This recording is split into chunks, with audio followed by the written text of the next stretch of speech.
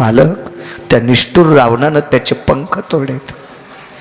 विटेवरच्या मालकाने सांगितलं, सीते, जो जटायू तुझ्या चारित्र्या करता, तुझ्या आबरू करता ज्यानं स्वतःचा प्राण त्यागला, तो इथेच मृत्यू पावला होता. त्याचा अंत्यविधी या स्थळावर केला सीते, या स्थळावर केला. त्याच्या कर्जाच्या बोजातून उत्तीर्ण होण्यासाठी, त्यानं केलेल्या आपल्या डोक्यावरच्या कर्जाच्या बोजातून उत्तीर्ण होण्यासाठी माझा केलेला सुवर्ण कमळाच्या फुलाच्या माळेनं सन्मान, त्याच्यातलं एक फूल त्याला तर्पण म्हणून टाकतोय, आदरांजली म्हणून टाकतोय. विमान थांबल्या गेलं. आईसाहेबाचं अंतकरण गहिरून आलं आणि विमानातून डोळ्यातलं पाणी टपटप पडत होतं. यालाच म्हणतात मनोनी नाचे मागे मागे. नाचतोय तो जगाचा मालक. अजून एक पुरावा आहे का? वेळ अर्धा तास शिल्लक आहे. युद्ध चालू असताना मी तुम्हाला सांगितलं होतं, एका पक्षाचं आणि एका वानराचं कर्ज सांगेल. पक्षाचं कर्ज ऐकलं, याही कुळातलं 5 मिनिटात कर्ज सांगेल. एक वानर आहे, त्या वानराचं नाव आहे गंधमादन. गंधमादन नावाच्या वानराने भगवान प्रभू रामचंद्राच्या आणि रावणाच्या युद्धामध्ये प्रभू रामचंद्राच्या पक्षाकडून ध्वज धरायचं काम केलं. जसं आपल्या दिंडीमध्ये पताका असती पताका, तशी युद्धाला एक ध्वज असतो. आणि युद्धातला ध्वज हा प्रत्येक व्यक्तीचा वेगळा वेगळा. महाभारतातले ध्वज पा, कर्णाचा ध्वज वेगळा, भीष्माचार्याचा ध्वज वेगळा, अर्जुनाचा ध्वज वेगळा,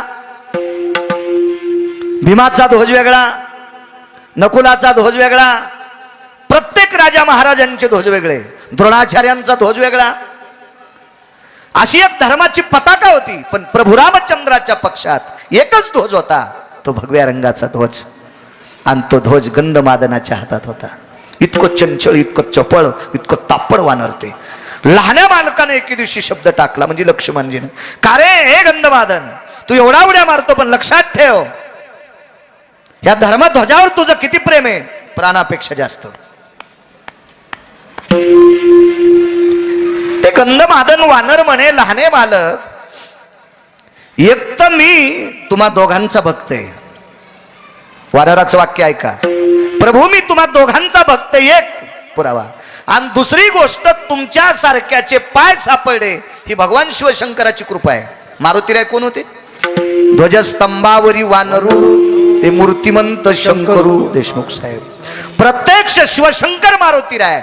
आणि अशा मारुतीरायाची करंगळी धरून आम्हाला तुमचे पाय बघायला भेटलेत. एवढ्या मोठ्या पठ्ठ्याचा आशीर्वाद आहे आमच्या पाठीमागं. काय आम्ही सामान्य आहेत आणि झेंडा धरायची ताकद आमच्यात नाही, इतकं चपळ वानर. पण कर्म नो गहनो गती.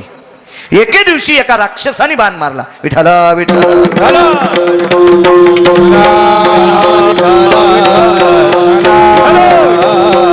एका राक्षसाने बाण मारला. असा बाण मारला बोधले बाबा की वरून जितकी पताका असते का तितकीच उडून गेली. खालचं ते वेळूचं काय असेल, वेळू असेल, काठी असेल, लाकूड असेल, तेवढं शिल्लक राहिलं.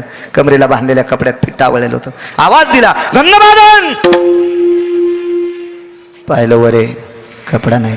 कर्ज सांगतोय, कर्ज कर्ज कर्ज, भक्तीचं कर्ज आहे लोकांचं. वरे पाहिल्याबरोबर काहीच नाही. एका व्यक्तीच्या जवळ गेला गंधमादन, पळत गेला. त्या व्यक्तीचं नाव होतं सुग्रीव. सुग्रीवाच्या कमरेला पांढरा शुभ्र उपरणं बांधलेलं होतं. खडेल दिशी आडा सोडा उपरणं जवळ घेतलं. राहिलेल्या धर्मध्वजाची अर्धी काठी उजवीकडच्या बाजूत रवल्या गेली. उजवीकडच्या बाजूत, हे कडक करे आवाज, उजवीकडच्या बाजूत, असं करणं मोठा, उजवीकडच्या बाजूत रवल्या गेली. आणि उजवीकडच्या बाजूत रक्त बाहेर आलं. आणि ते बाहेर निघणारं सगळं रक्त त्या पांढऱ्या रुमालानं पुसून काढलं. आणि पांढरा शुभ्र रुमाल लालबुंद केला. त्याची घाट त्या लाकडाला मारली. आणि लक्ष्मणजीला सांगितलं, लहाने मालक बघा धर्माची ध्वजा.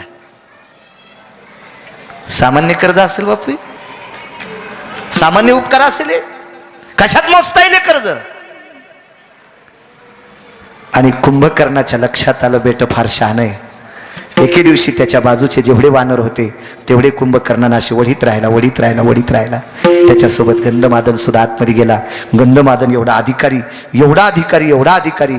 गंधमादनाने मधल्या सगळ्या वानरांना सांगितलं, अरे पळकुट्यांनो, भेकाड्यांनो, रामप्रभूचे भक्त आहोत आपण, लखनलालजीचे भक्त आहेत आपण.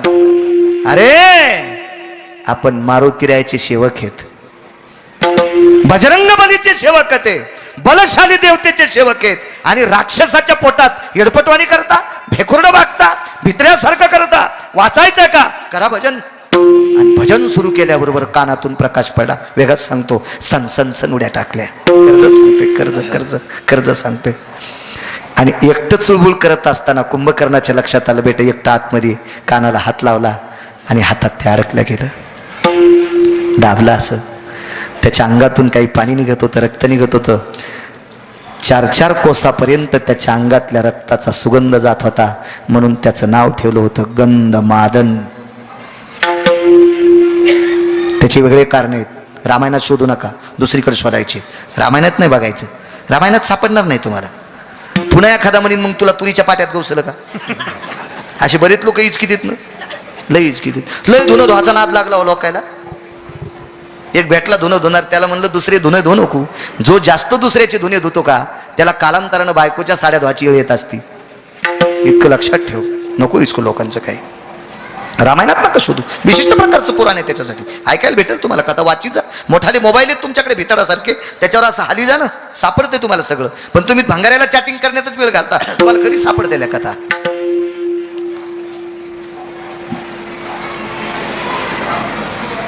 दाबल्याबरोबर त्यानं सांगितलं. रावण म्हणतो का? नाही म्हणणार. एकदा तरी म्हणतो का? अर्ध्यांदा पण बनित नाही. बऱ्यापैकी वाद झाला आणि मग त्यानं करकर करकर करकर गंधमादन दाबला.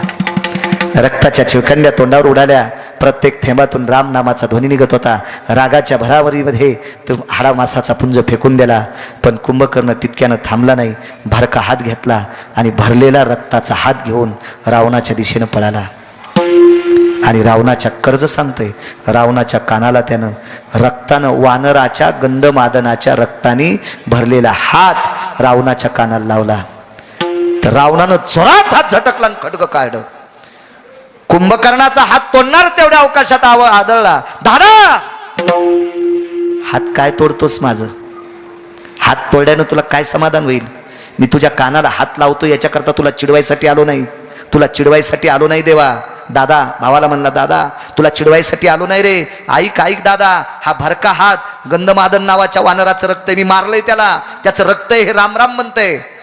मग कशा करता आला इथे? कुंभकर्णानं सांगितलं, दादा अरे रामाच्या पक्षात इतकी इमानदार माणसं आहेत, रामाच्या पक्षात इतकी नीतिसंपन्न माणसं आहेत, रामाच्या पक्षात त्याचा नामोच्चार करणारी इतकी पवित्र माणसं आहेत. जीव गेल्याच्या नंतर त्यांच्या रक्तातून सुद्धा रामाचं नाव निघतं.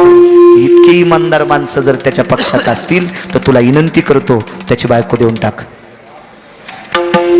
त्या रामप्रभूची पत्नी बायको देऊन टाक, देऊन टाक. हे अमाप रावण आहेत, अमाप वानर आहेत, अमाप अमाप अमाप वानर.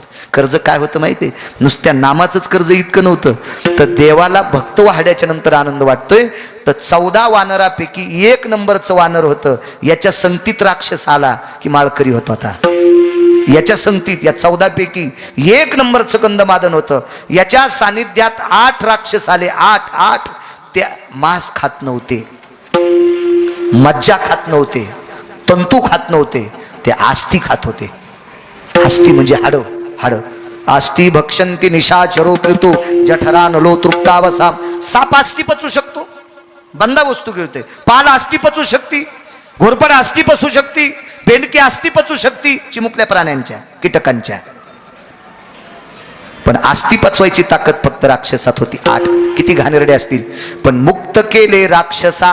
या राक्षसांना सुद्धा मुक्त करण्याची ताकद गंधमादनाच्या भजनात होती. सामान्य कर्ज आहे काय? नामाचं कर्ज असेल देवाच्या पाठीवर. एक जण म्हणला भजन केल्याचं कर्ज असतं का? मूर्ख आहेस तू. आयुष्यभराच्या श्वासा इतके मोजिले दाम, बाई मी विकत घेतला. आयुष्यभर भजन केलं 2 बायकांनी, 6 बायकांनी. त्याच्यातली दोघीचे नाव सांगतो. एकीचं नाव मीरा आहे, एकीचं नाव राधा आहे. जीवनभर ते श्वास घेतला, त्या श्वासाच्या बदल्यात भजन केलं, तर भजनाच्या बदल्यात देव प्राप्त झाला. काय देऊ? तर राधेनं सांगितलं काहीच देऊ नको. कशा करता द्याला? एवढं कर्ज झाले राधे तुझं, हे फेडायशिवाय गत्यंतर नाही. मग तुला फेडायचं का कर्ज? एकच काम कर, मी मृत्यू पावल्याच्या नंतर जिथं माझी अंत्यविधी होईल त्या ठिकाणची माती कपाळाला गंध म्हणून लाव. म्हणून गोपीचंदन उटी. सामान्य नाच नाही, हे कर्ज फेडणं आहे. अहो पतीच्या नावानं कुंकू लावणाऱ्या जगात महाराष्ट्रात भारतात बायका असतील.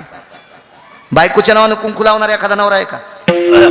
जगात एकच आहे, तो जगाचा बाप आहे, विटेवरचा मालक. राधेच्या अंगाची माती कपाळाला लावतो. कर्ज आहे, आयुष्यभराच्या नामाचं कर्ज आहे. हा वानर ज्या वेळेला गंधमादन फेकून दिला, रात्रीच्या समयाला मारुतीरायाच्या पायावर येऊन गोळा पडला. उचलला तो गोळा, कर्ज सांगते म्हणून नाचे मागे मागे. तो गोळा उचलला बोधले बाबा, आणि तो गोळा प्रभू रामचंद्राच्या हातात दिला. जगाच्या मालकानं डोळ्यातल्या पाण्यानं तो गोळा धुतला आणि समाधी केली, समाधी दिली. आणि बिभीषणाला आवाज दिला. बिभीषण म्हणून द्यायला नाही, बिभीषण म्हणून द्यायला नाही. रावण मरेपर्यंत पंढरपुरातले मालक, मी दुपारीच सांगितलं, रावण मरेपर्यंत पंढरपुरातल्या मालकांनी मरायच्या अगोदर बिभीषणाला राजे नावानं बोलवलं. राजे नावानं. कारण बरेच लोक बिभीषणाला सांगणारे होते, तू प्रभू रामचंद्राच्या पक्षात गेलास आणि रावण मेल्यावर जर तुला नाही लंका दिली तर. असे इचकिणारे बरेच लोक असतील. म्हणून इचकिणाऱ्याचा ठाव ठिकाणा लागू नये म्हणून प्रभू रामचंद्र प्रत्येक वेळेला बिभीषण राजे म्हणत होते. या राजे. बिभीषणाला जवळ बोलवलं, त्याच्या हातावर पाणी दिलं आणि संकल्प सोडला, सुतुळीचा तोडा सुद्धा लंकेतला नकोय, फक्त या वानराची समाधी सोन्याची करून टाक. मंत्र्याची तरी एक आपल्या भारतात सोन्याची समाधी. सोनं असेल त्यांच्याकडे किती, असे बंगले तयार होतील इतके पैसे असतील त्यांच्याकडे, पण समाधी आहे का सोन्याची? या भारत देशात नव्हे, पृथ्वीवर जितके देश आहेत या पूर्ण देशामध्ये फक्त पाला खाणाऱ्या वानराची समाधी सोन्याची आहे. समाधी लंकेत केली.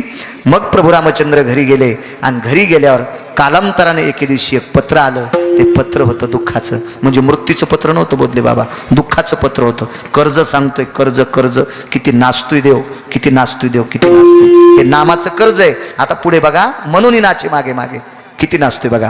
मग हे पत्र आल्याच्या नंतर ते पत्र पाहिल्याबरोबर प्रभू रामचंद्र थोडे खिन्न झाले. काय पत्र होतं? लंकेमध्ये आवर्षण पडलं होतं. आवर्षण म्हणजे पाऊसच नव्हता. ज्यांच्या पॅन्टीवाल्याला कळणार नाही आवर्षण, पाऊसच पडला नाही. आणि बिभीषणानं विचारलं, पाऊस नाही आमच्याकडं, तिथं पाण्याला कमी होती का? पाषाण परीस भूमी जाम, त्याच्या अलीकडे बघा, सोनियाची पुरी समुद्राचा वेढा. चारी बाजूनच समुद्र आहे. पाणी कमी असेल का तिथं? पण पाणी खारं होतं, प्यायच्या लायकीचं नव्हतं. आणि पत्र पाठवलं, जगदानंद कंद जगतपती. संपला टाइम. जगदानंद कंद जगतपते, आमच्याकडे पाण्याचा तुटवडा झालाय, यावर्षी पर्जन्य पडत नाही, काय अडचण असेल? सीताई साहेबांनी विचारलं, प्रभू नेमकी अडचण काय? काही नाही म्हणे, पत्र असं आलंय. आणि बिभीषणाने विचारलं, पाऊस नाही, कारण काय असेल? काही सांगता येईल? भगवंतानं सांगितलं, सीते एक विचारू का? मला ह्या राक्षसाला विचारावं लागेल, जो पत्र घेऊन आलाय त्याला विचारलं, का रे, मागच्या 9 महिन्यापूर्वी गंधमादनाचा समाधी उत्सव होता, समाधी सोहळा होता, पुण्यतिथी सोहळा होता, हा तुमच्या राजानं केला का? त्या राक्षसानं सांगितलं, मागच्या 9 महिन्यापासून एकही समाधी उत्सव किंवा समाधी सोहळा आमच्या लंकेत झालेला नाही. पत्राच्या पाठीमागून लिहिलं बोधले बाबा, पत्राच्या पाठीमागून लिहिलं, राजा, अरे राजा, मी ते स्वतः मृत्यू पावल्याच्या नंतर त्याच्या रक्ताचे थेंब माझं भजन करतात अशा पवित्र वारकऱ्याची समाधी तुझ्या गावात केलती. आणि त्याच्या समाधीची पूजा म्हणजे माझं तुझ्यावर वजन आहे. त्याच्या समाधीची पूजा म्हणजे माझा आशीर्वाद आहे तुला. आणि तू समाधीचं समाधी सोहळा केला नाहीस. लिहिलं खाली. घरी पत्र आलं आणि पत्र आलं म्हणून नाच्या, किती नाचतोय देव. निसर्ग नाचणे म्हणजे देव नाचणे, निसर्ग नाचणं म्हणजे देव नाचणे. आपल्याला पाऊस कमी पडणे म्हणजे देवानं कमी नाचणे. देवाची आपल्यावर अवकृपा आहे असं समजीने. यावर्षी झाली आपल्यावर अवकृपा. मग ते पत्र आल्याच्या नंतर पत्नीला सांगितलं, स्नान घेईन, सगळं समुद्र स्नान केलं. घरी आले, ताटं भरली, पूजेचं साहित्य भरलं, पंचगव्य भरलं, दही दूध साखर तूप लोणी सगळं भरलं आणि गंधमादनाची समाधीची पूजा केली, फुलाची आरास केली. दिवस होता चैत्र महिन्यातली तृतीया. वाक्य नीट ऐका सज्जनांनो, रामायणात शोधू नका हा पुरावा, रामायणात शोधू नका. रामायण पाहिल्यावर नाही सापडा तर मला शिव्या देताल. त्याच्यामुळं नंतर कोणी वकालत करण्यापेक्षा आताच वकालत करतो. रामायणात शोधू नका, विशिष्ट प्रकारचं पुराण पहा, मग कळलं तुम्हाला. ती तिथी होती बोधले बाबा चैत्र महिन्यातली तृतीया. चैत्र महिन्यात पाऊस असतो का? आणि या चैत्र महिन्यातल्या तृतीयेच्या दिवशी गंधमादनाच्या समाधीचा उत्सव लंकेचे राजा विभीषण यांनी केला. आणि त्या वेळेला समाधीतनं ध्वनी निघाला, जगदानंद कंद जगतपते, तू निर्माण केलेल्या सृष्टीवरचा तरूचा पाला खाऊन अविरत शेवटच्या श्वासापर्यंत तुझं भजन केलंय, शेवटच्या श्वासापर्यंत तुझं भजन केलंय. या भक्तीचं कर्ज देवा तुझ्या डोक्यावर आहे. विसरून गेलास का रे? एकच काम कर, एका वारकरी राजानं माझी उपासना केली, माझी पूजा केली, तो पाण्यापासून बेजारे. पाऊस पाहिजे. चैत्र महिन्यातल्या तृतीयेला पाऊस पडला आणि लंकेतल्या लोकांना गोड पाणी दिलं. कोणाची ताकद आहे? भक्तीचं कर्ज देवाच्या डोक्यावर. म्हणून देवाला वरुणाला नाचवावं लागलं. म्हणून मालक म्हणतात ब्रह्मांडाचा धनी हो,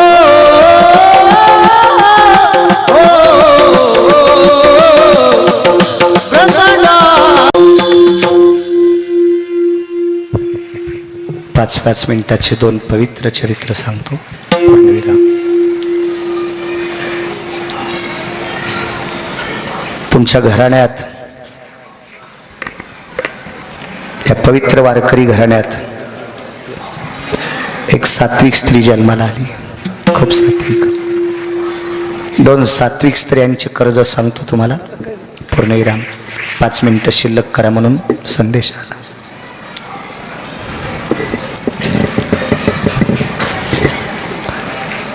या पवित्र घराण्याची परीक्षा पाहण्यासाठी विटेवरचा मालक आलता. 2 स्त्रियांचं सांगतोय. पुराणातले 2 कथन सांगितले. कलियुगातल्या वारकरी संतांचं चरित्र ऐका. या घराण्याची परीक्षा पाहण्यासाठी विटेवरचा मालक वारकऱ्याच्या रूपात आहे, साधूच्या रूपात आहे, महात्म्याच्या रूपात आहे, योगी तप्याच्या रूपात आहे. अशी परीक्षा, या पवित्र कुळातली परीक्षा जशी झाली तशी कानुराज पाठकांच्या घरी सुद्धा परीक्षा विटेवरच्या मालकानं घेतली. असाच पुरावा तिथला पण. अशीच परीक्षा मंगळवेढ्याच्या मालकाकडे पण घेतली.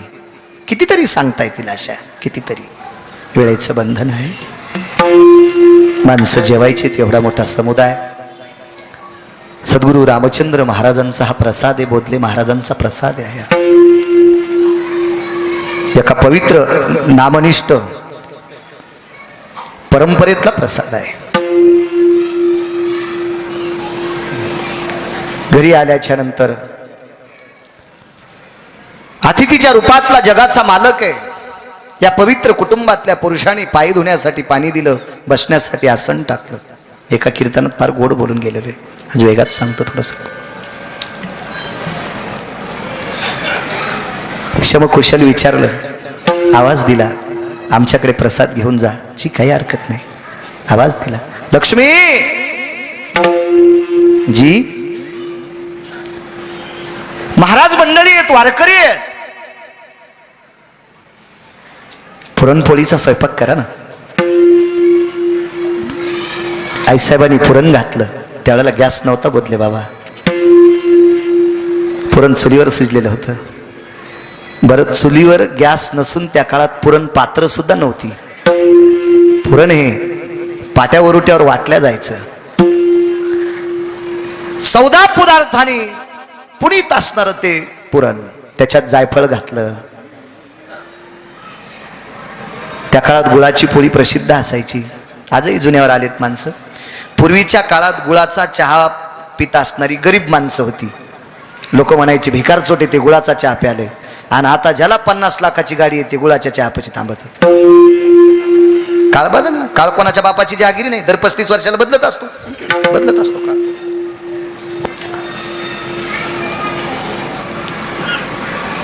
पुरणपोळीचा स्वयंपाक आटपला. जेवायला वाढलं. सासूबाईनं सुनबाईनं दोघीने मिळून पुरणपोळ्या केल्या. साधू जेवायला बसणार, पाणी फिरवणार, मुंग्या हात येऊनी म्हणून पाणी फिरवतेत ना. दम नाही भागवत आहे कीर्तन. एक जणाला विचारलं पाणी काऊन फिरी देत, म्हणला मुंग्या हात येऊनी म्हणून. नाही मग खडूच वाढायचा असताना, खडू वाढ्या पुन्हा झुरळ बी आली नसते. मुंग्या तर लांब सोडून द्या. पाणी फिरवलं, श्लोक म्हटला. श्लोक म्हणण्याच्या सुद्धा पद्धती आहेत. आपल्या संप्रदायाची फार गर्भित पद्धत आहे गोडशी श्लोक म्हणण्याची. पण हल्ली काही पांचटायनं ती पांचट करून टाकली. काही लोकांनी श्लोक म्हणल्यावर पांचटपणा पण लाजायला आहे. इतके घाणेरडे श्लोक म्हणतात काही पांचट. त्याला लाज वाटत नाही. आपण वारकरी संप्रदायातल्या पंक्ती श्लोक म्हणायलो, किती गोड श्लोक म्हणायला पाहिजे. राम लक्ष्मण हे दोघे बंधू, जेवायला बसले दही भात लिंबू. दही भात खात जावा, पण दह्याहून भाताहून पुन्हा लिंबू का? आयुर्वेद मान्य करीन कायला? जेवता जेवता अपमान झाला, ताटात उंदीर रिकामी जागा करून गेला. काय उंदराची मायवेली त्या दोघांच्या ताटात लगी करायला? लक्ष्मण कोणाचा अवतार? शेषाचा. सर्प कोणाची लेकर? त्याचे. आणि शेषाच्या ताटात उंदीर लगी करू तू म्हणल्यावर म्हणणाऱ्याला कोणाला आकडानं हाणायला पाहिजे? पांचटपणा सुद्धा लाजायला आहे. श्लोक असावा, अन्नपूर्णे महापूर्णे पूर्णाय पूर्ण मुच्यतेना जठरानलो तृप्तावसायम जठरार शांतिरस्ततेवचम भोक्तव्याम सर्वस्थितो पूर्णान्मिद्य भयानानाम येन मोघोत्तर सर्वस्थितेषु यत्पारणीर शुद्ध जयानाम रसना सगर्भेषि फलितम नामने नामने नामने गोविंद उवाच. असे काहीतरी श्लोक म्हणावं लागते. काही श्लोक. लाल दोऱ्याचं काढीन पाणी तुला टांगीन वेणकुळीवाणी. यम कुठं कुठं हानीन याचा मेळ लागायचा नाही. इतकी लाल करीन सरांग. नाही अभद्रपणा नाही. हा संप्रदाय लय मोठा संप्रदाय, एवढा श्रीमंत संप्रदाय. जगाच्या पाठीवर बाकीच्या संप्रदायाला मी नाव ठेवणार नाही, पण वारकरी संप्रदायासारखा श्रीमंत संप्रदाय अजून इतकी पुस्तकं वाचून अजून नाही सांगतो. अहो, एखाद्या संप्रदायाचं गाव सोन्याचं असेल, एखाद्या संप्रदायाचं मंदिर सोन्याचं असेल, एखाद्या संप्रदायाच्या मंदिरातला देव सोन्याचा असेल, पण असा एकच संप्रदाय ज्या संप्रदायातला तरू सोन्याचा आहे. जयाची द्वारी स्वर्णाचा पिंप. काय संप्रदाय! अशा भारदस्त संप्रदायातल्या लोकांनी घाण. बायकांनी भजन करत जा, माझ्या माईंनो भजन करत जा भजन. पण तुम्ही तुमच्या, तुम्ही श्रीमंत परंपरेतले आहात. श्रीमंत परंपरेतले आहात तुम्ही. कारण मी म्हणत नाही, माझ्या वारकरी संप्रदायानं तुम्हाला इतकी उंची दिली, ज्या घरी कुलस्त्रिया राज्यराणी व संपत्ती. भजन करत जा. पण गाथ्यातले म्हणे जाणं बेल वाया गेले ग बाय, तिकडेच घसरून मेले. उलती नाही व्हायचीच का? पुरात वाहून जाशील असं काही बी म्हणल्यावर.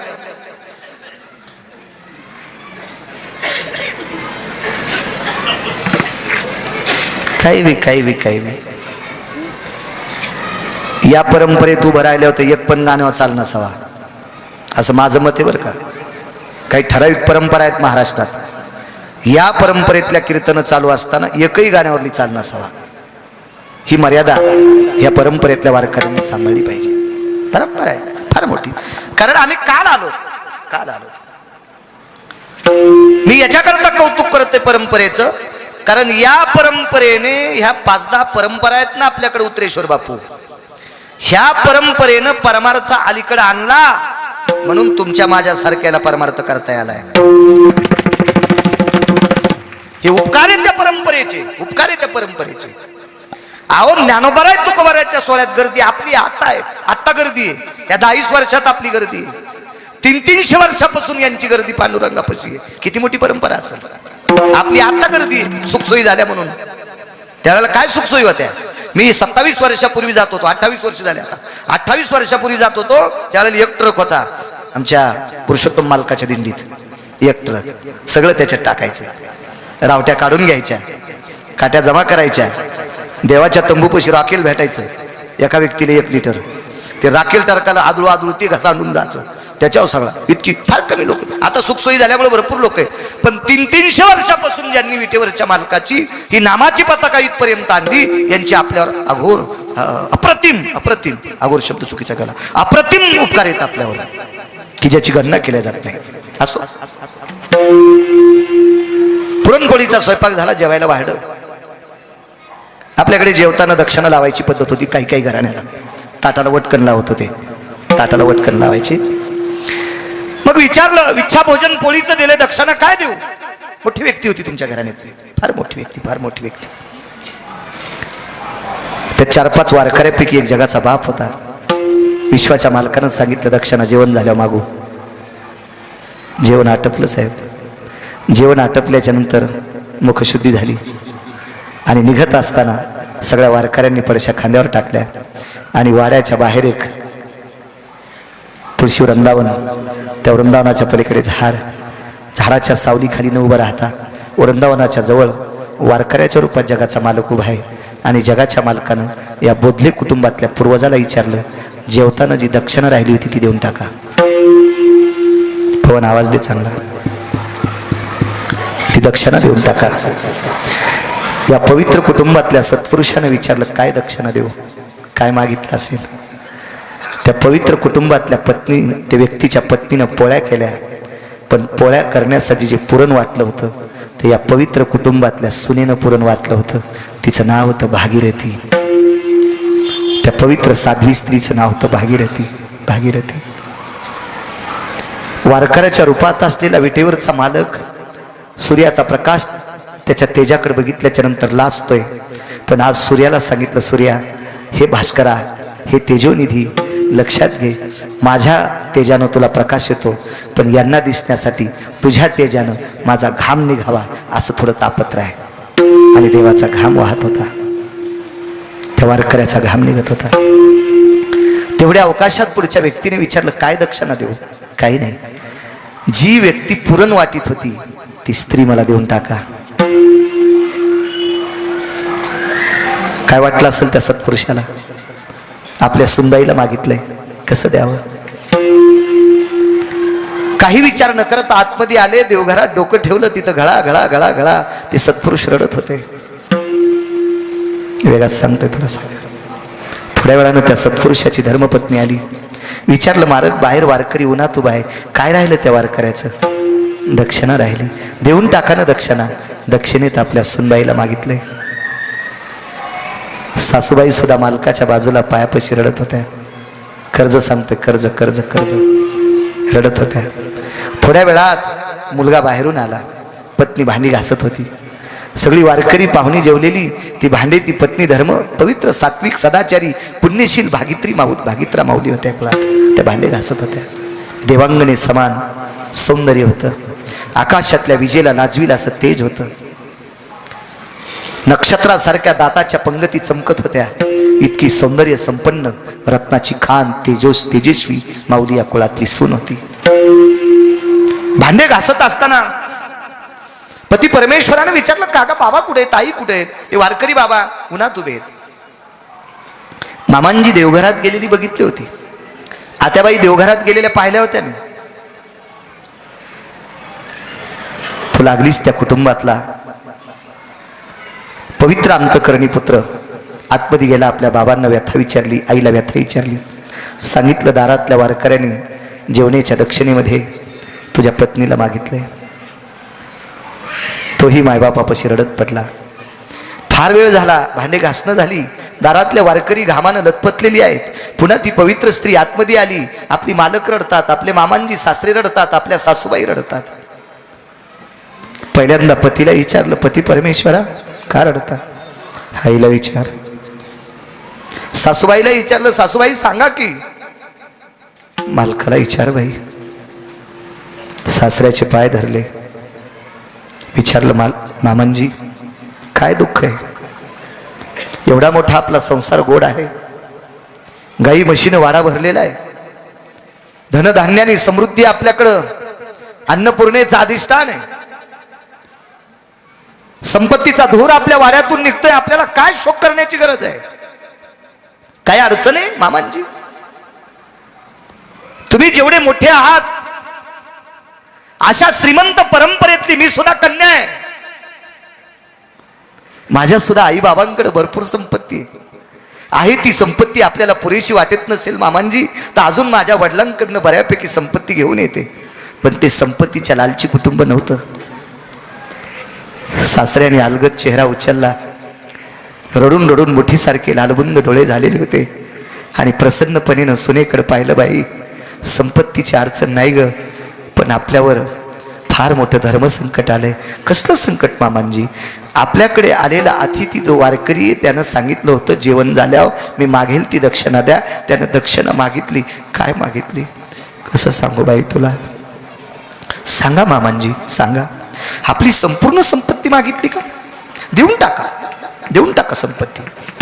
आशाला अशी संपत्ती उभं करण्याची ताकद माझ्या बाबाचा औदार्य आहे, माझ्या आईचा औदार्य आहे, माझे दादा माझ्या भावाचा औदार्य आहे. याच्या हजारो पटीने आपल्याला श्रीमंती येईल. देऊन टाका त्या वारकऱ्याला. असे प्रसन्नपणात चांगुलपणेचे बोल ऐकत असताना सासऱ्याच्या कानामध्ये फुलं टाकल्यासारखं होत होतं. पण समोरच्या आतिथाची मागणी हृदयाला काटे टोचल्यासारखी होत होती. मामांजी तरी पण रडता. हे बाई, संपत्ती दक्षिणा मागितली नाही. त्यानं सांगितलं आम्ही ज्या पुरणपोळ्या जेवलोत हे पुरण वाटणारी स्त्री आम्हाला दक्षिणेत पाहिजे. भोदले बाबा चेहरा पडल्या गेला आणि पडलेला चेहरा पुन्हा प्रसन्न झाला.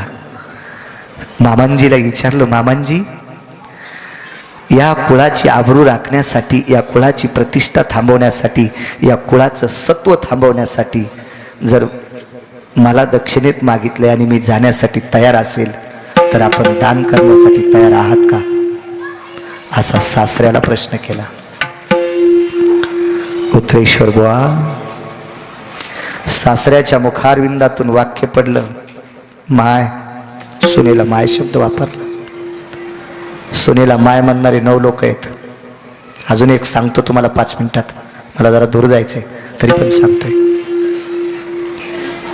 सुनेला माय शब्द वापरला. माय, तुझ्या घरातल्या लोकांनी, तुझ्या आई बाबांनी आमच्या घरची प्रतिष्ठा पाहून, आमच्या घरचा सात्विकपणा पाहून, आमच्या घरची आध्यात्मिक शक्ती पाहून तुला आमची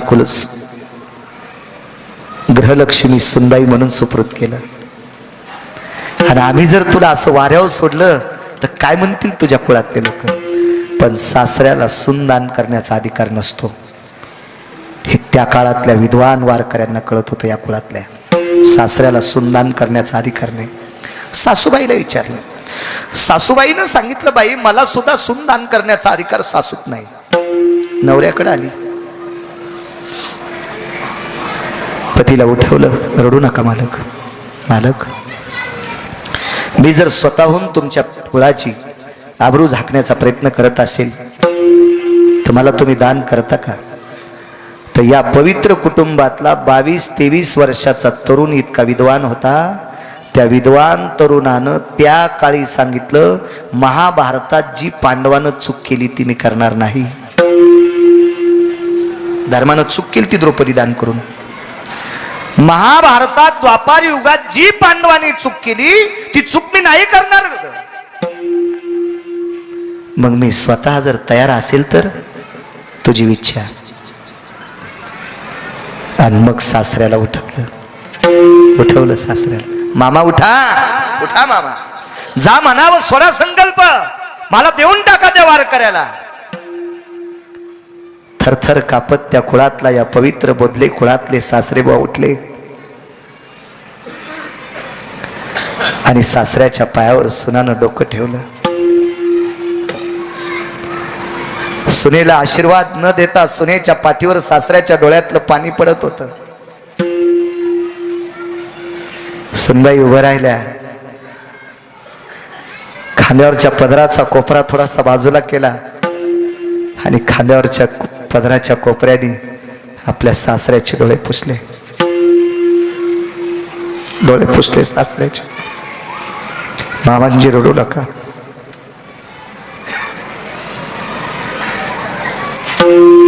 विठेवरच्या मालकाचे भक्त आहात तुम्ही. या वाड्यात आलेला एकही वारकरी आतापर्यंत तुम्ही उपाशी जाऊ दिला नाही. रडू नका.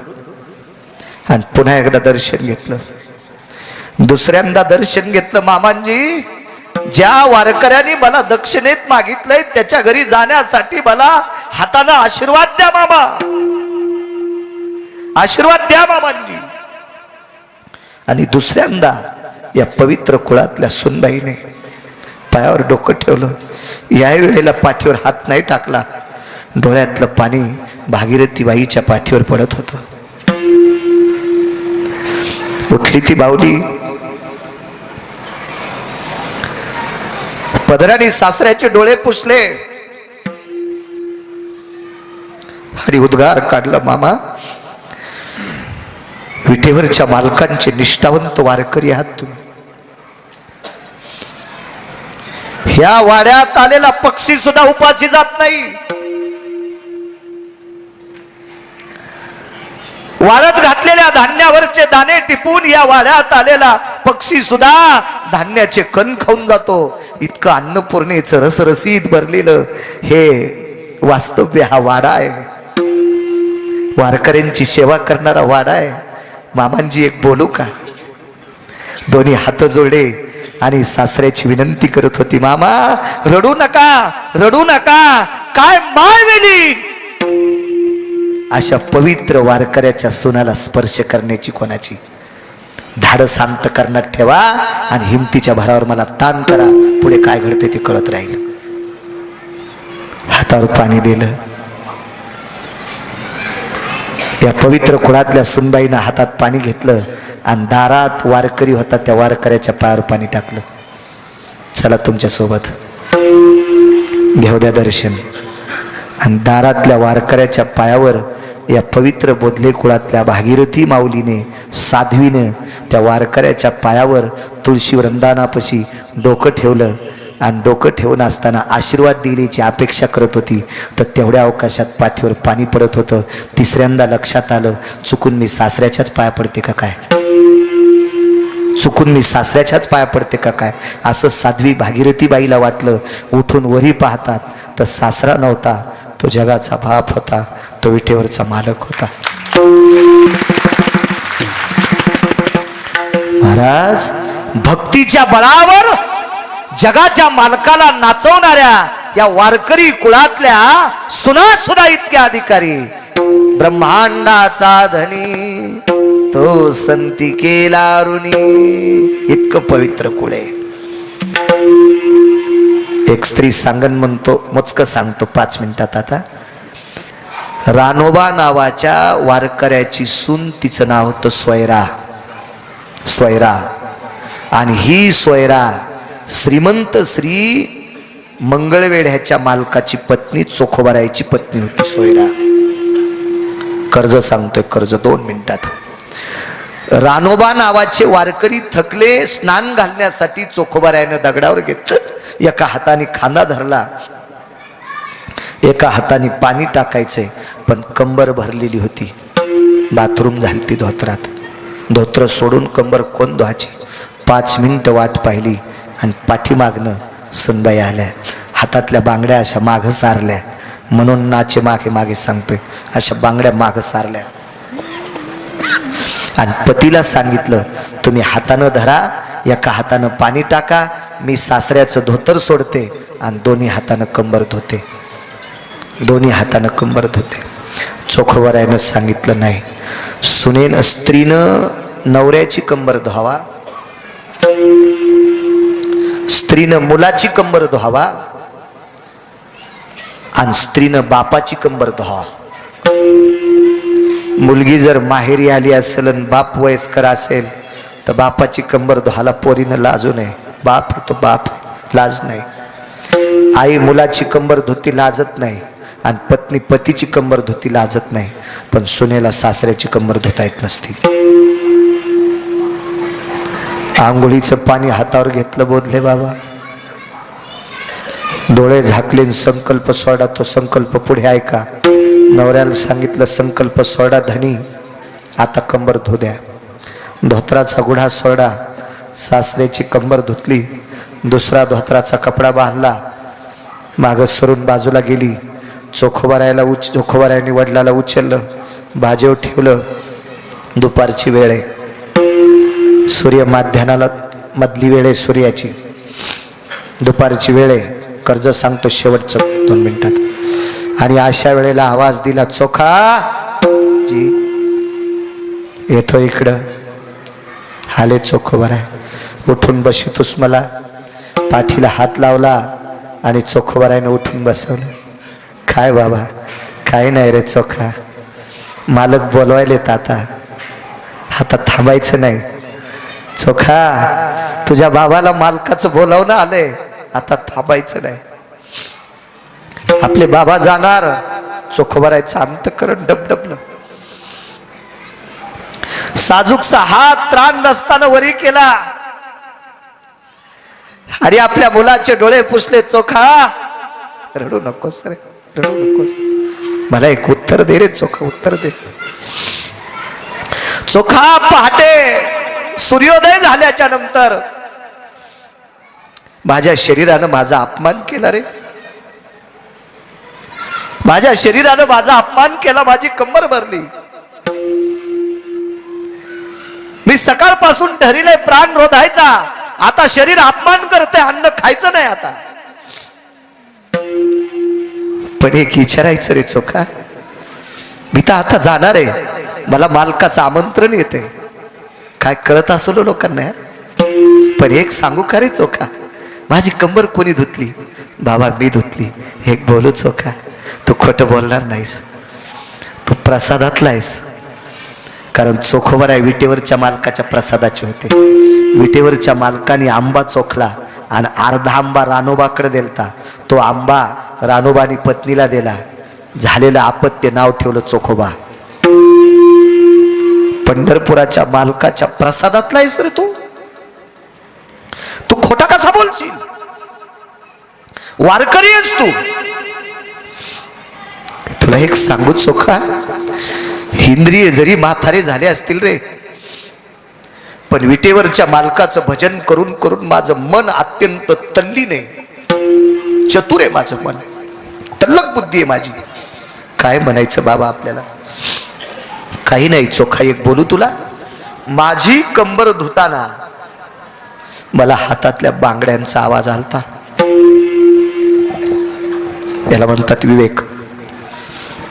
मला माझी कंबर धुताना हाताच्या बांगड्याचा आवाज आलता, म्हणून नाचे मागे मागे. कर्ज मी सांगतो, नाच नाही सांगतो. घरातल्या ज्येष्ठ लोकांची सेवा केली की देवावर कर्ज होते, घरातल्या वयस्कर लोकांची सेवा केली की कर्ज होते. म्हणून मगाशी शब्द वापरला होता, तुम्हाला राग आला असत मावल्यांना.